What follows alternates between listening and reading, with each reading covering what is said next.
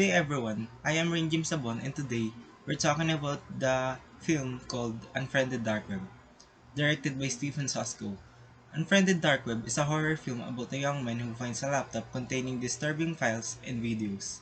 The main characters of this film is Cullen Woodell as Matthias O'Brien, Betty Gabriel as Nari, Stephanie Noguenas as Amaya, Rebecca Rittenhouse as Serena, Connor Del Rio as AJ, and Release as Damon. Matthias comes into a possession of a new laptop he found in a lost and found bin.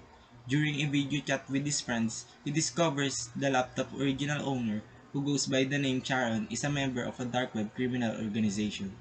Matthias began uncovering hidden files including shocking videos and proof of illegal activities as Charon and the organization attempt to recover the laptop.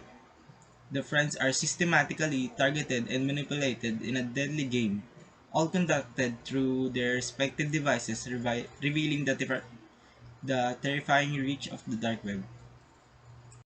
And what are some ICT trends discussed in the film? First is the dark web. This is the primary trend depicted as an anonymous, out-of-reach part of the internet, used for organized crime, contact killings, and black markets. It highlights the existence of highly effective hidden criminal networks online. And the screen-like desktop film format. This is the major trend in modern filmmaking itself. The entire narrative unfolds on a computer screen using applications like Skype, Facebook, Spotify, Messenger, and text editor. This format highlights how central digital interfaces are to modern communication and life. And the advanced hacking and data mining. The antagonists Charon 4 and their associates showcase the sophisticated hacking. They don't just hack one person, they mine data, addresses, medical records, financial details, passwords from all the friends almost instantly, demonstrating the extreme vulnerability of personal data in the digital age. And the internet threats that shown in the film is advanced hacking. They compromise the group's devices, webcams, microphones, and accounts, and use DDoS attack to maintain control. Second is the identity theft. The criminals use the stolen personal data, passwords, addresses, social security numbers to ruin the lives of the characters, blackmail them, and set them for murder. For example, they use Matthias' account to message his deaf girlfriend posing a threat to her. Next is the extortion. They use threats and force to manipulate the friends. And the digital surveillance or stalking. Constant monitoring through compromised devices. Last is the phishing.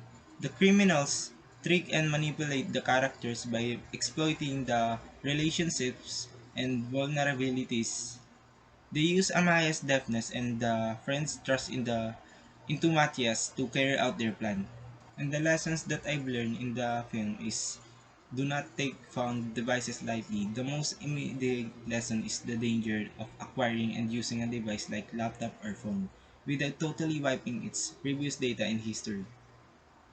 Second is to be aware of your digital footprint. The villains use harmless, private, and social media history against the characters. The film teaches that everything you do on online is recorded and can be exploited by malicious actors. Next is the cybersecurity. Cybersecurity is crucial. Be aware that threats exist and digital actions have severe real-world consequences. Cybercrime is a real-world threat. The film graphically connects digital actions to severe the real-world consequences, showing that the anonymity of the internet facilitates horrific crimes like kidnapping, murder with devastating physical results. We have to do something, and we have to do it now. Who's that?